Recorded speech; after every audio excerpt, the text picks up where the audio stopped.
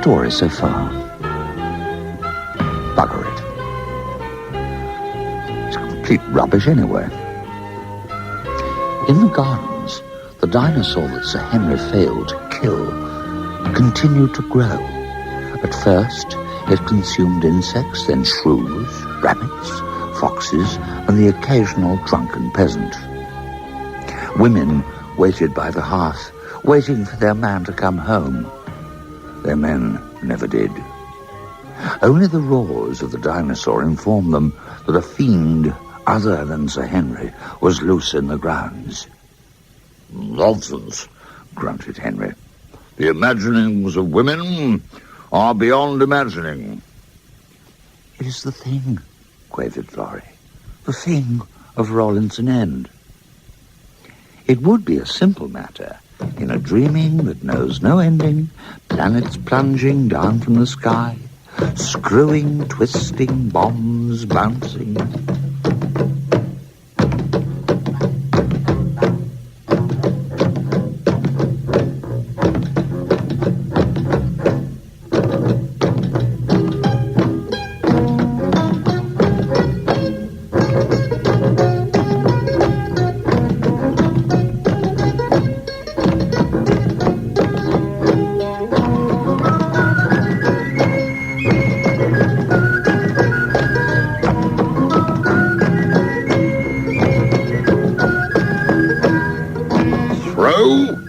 Throw the house open to the public? Are you insane? The only people allowed into Rawlinson End are tradesmen and my friends. But Henry, you don't have any friends. What? Well, I have admirers and 1,000 men who have already laid down their life for me. It would be a simple matter for me to guide you in the ways of success. Meditation, self-discipline, sobriety and worship. But I'm not going to do that. I'm an honest, straight-from-the-heart kind of fellow. If you want to get on in life's great game, steal things, beat people up, leave them homeless. As brown roots reach down to earth and cold cream shines for zits, as bulldogs slaver and oak trees defiant, not bending rather than they break, Sir Henry and many coats of veneer and varnish refused and did not acknowledge the winds of change that blew, the pear trees drooped, the cherries wept, and beneath the lake great silvery carp sang songs of capitulation. Hubert enticed them to the surface, with cheese sandwiches and a solemn beckoning look. But he could not persuade the creatures that the world that lived on air hadn't changed. The draught in the billiards room was colder now, and dinner chilled before it reached the table. Sir Henry was not pleased. You love my brother? He bellowed. Yes, intoned Florrie. And my love died like a struggling wasp in a mug of too sweet tea. Let greed be your byword. Join forces with other criminals, then kill them. Seems to me I have the making of a great psychiatrist. Scrotum! Have we got any drugs about the place? Well, whip down to the village and buy some. And a tin of red paint and a mallet. My wife's left me. My only son has died. My mother is in her 90s. I'm all at sea. I can't sleep. You disgusting brute. Give me 500 quid and go for a walk in the maze. Plenty of fresh air and lots of refreshing drugs. You'll meet new friends. All of them as lost as you are. Kill them. They'll like you for it. Can you fart? No, sir. Don't lie to me, you squid. I have your records now. Blow off. But I can't. Typical. A classic case. You're full of wind, but won't let it out. I'm going to painfully puncture you. The dinosaur was now growing at an astonishing rate. Scrotum, still to his horror, trapped in the fridge, and the light didn't stay on, discovered he was in company with a particularly ferocious wasp.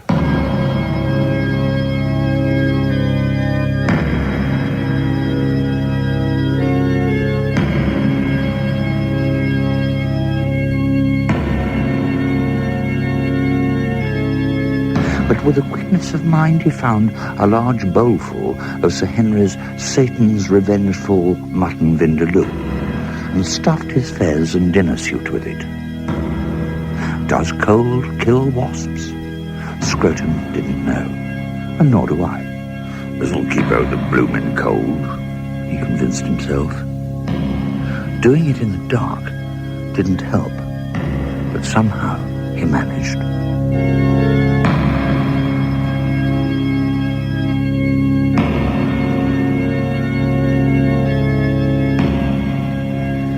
Some half-mile from the great house of Rawlinson End, old Scrotum spotted Henry's brother Hubert kayaming himself in the shade of an oak tree with a book of verse, a bottle of Tizer, and a ukulele. Scrotum ran on.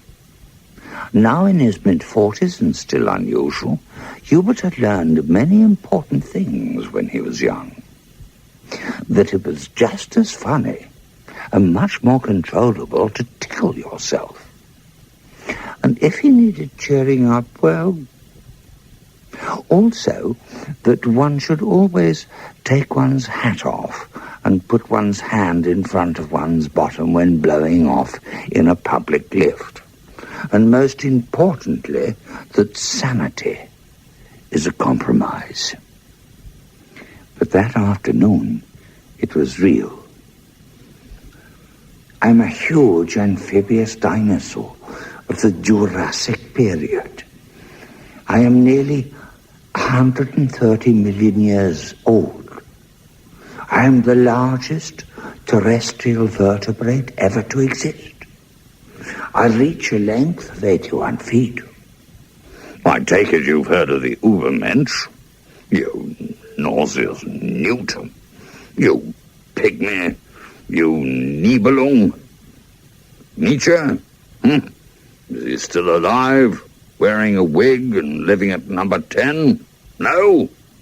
You daft green bugger.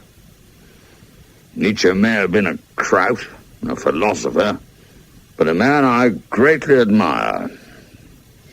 Look here, if I have to give you £0.50 for a cup of tea, will you buzz off? I've got a narrow body with a massive pillar-like legs and a long neck with quite a tiny head and a long tail. I've got 2 brains, too. I feed on soft vegetation found in swamps and shallow lakes. I have very few teeth. Well, I have plenty of teeth. Out of those awkward, marvellous dervishes of the mind, turning strange streaks, now hear them, marvelling beyond the ordinary and the entranced and dancing at Rawlinson End. There was a thing in the garden, horrible and shapeless, changing and yet staying the same. I never saw the like, said Scrotum. Dredged up from hell it were. Probably a geranium, said Mrs. E. No, ma'am. It were like the Queen Mum's hat. Rearing and mauve it were. Wriggling and nasty.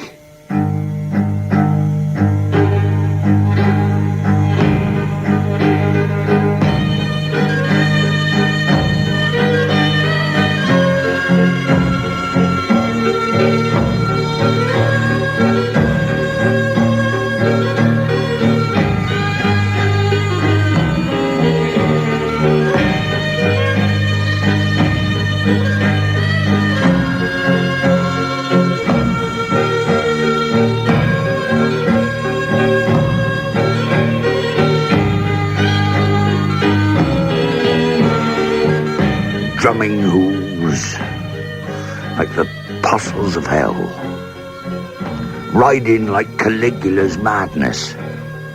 Nobody has ever saw it, or could know the why or the what for. I'm not a man who's easy scared, but all on a sunny English afternoon, so sunny as to roast and spit and twiddle most skulls.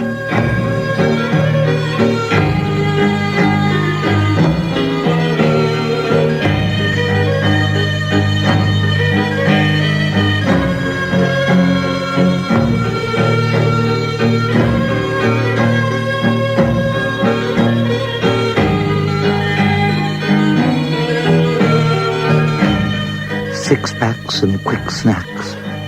There will never be enough lucre to cool the nerves. You imploring porpoise! You Labrador pet me, you iniquitous newt! Sweet Jesu, do you realize I'm fighting the swine till the last gulp? Here in the bunker?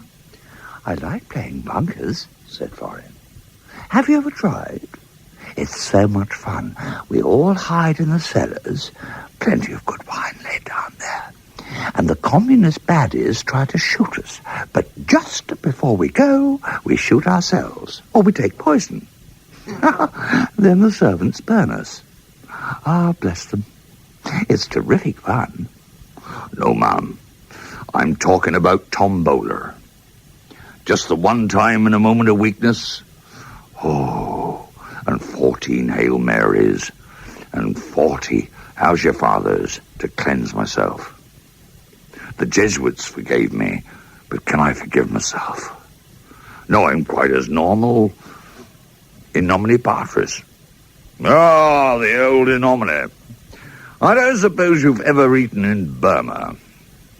Well, we never did know quite what it was, but by God, they served us some bum burner like barbed wire being pulled through your throat to your rectum. I liked that. It was manly. Get off that elephant's back, Sabu, and bring me a large in nomine. Immediatement.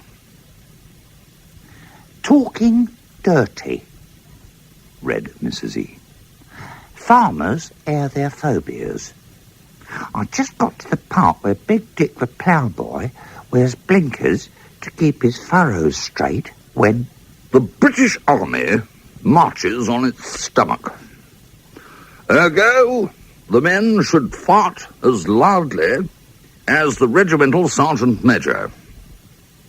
The brigadier's wife, with empurpled hair and bosoms that would cause Hilary and Tenzing the Shullings, was there to judge the event. The men were lined up. Company, son! Company, fart!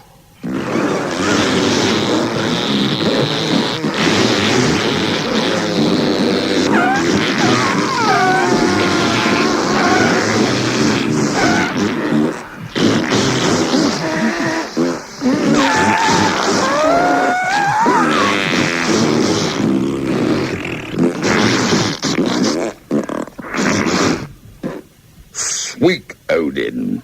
I hate prejudice, unless it's against foreign people. Swine. Frankly, I never thought Dresden was quite enough.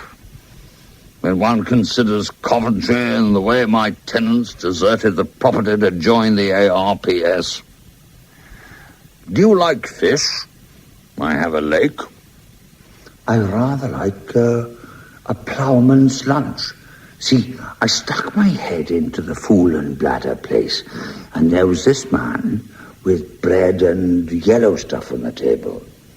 Well, while he was screaming, I had a little nibble. Very nice it was, too. Well, I got a curried beef with Vindaloo sauce sandwich on me.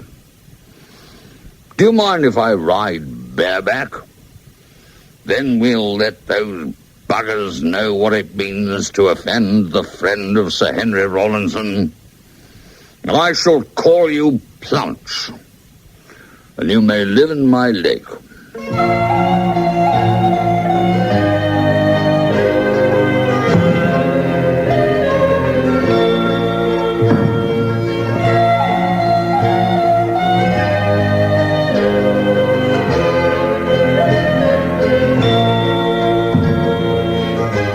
With one ladder of trees, he was aboard the back of Diplodocus and riding towards the Fool and Bladder. But first, let's stop at Conkerton. I hate those people, you Zeppers and vulgarians. But by the codpiece of Zeus, we will peep in a few windows.